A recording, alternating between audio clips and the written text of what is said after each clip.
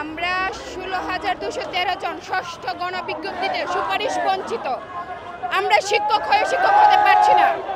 আমরা গতকাল থেকে শাহবাগে অবস্থান করছি। আমরা এখানে রাত্রি যাপন করেছি। আমরা একাধিকবার শিক্ষা মন্ত্রণালয়, একাধিকবার এনটিআরসির চেয়ারম্যান, ওনাদের সাথে আমরা কথা বলেছি, কিন্তু এ পর্যন্ত ওনারা কোনো ইতিবাচক ফলাফল দিতে পারেনি। ওনারা শুধু বলছে সময় লাগবে। শিক্ষা মন্ত্রণালয় বলে এনটিআরসি জানে, এনটিআরসি বলে শিক্ষা মন্ত্রণালয়। আমাদের একটা ফুটবলের মতো ওনারা গেম খেলছে আমাদের নিয়ে। কেন? আমরা সামাজিকভাবে নিগৃহীত, আমরা বিভিন্নভাবে হেয় প্রতিপন্ন। আমার বোন যমুনা রায় সুপারিশ প্রাপ্ত না হওয়াতে মৃত্যুবরণ করেছে। আমার বোন কেন মরল? একটা প্রাণের দাম এনটিআরসি দিতে পারবে?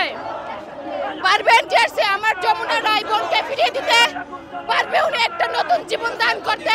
তাহলে কেন 16,213 জন ভাই বোনদেরকে নিয়ে উনি এত অবহেলা শুরু করে দিয়েছে?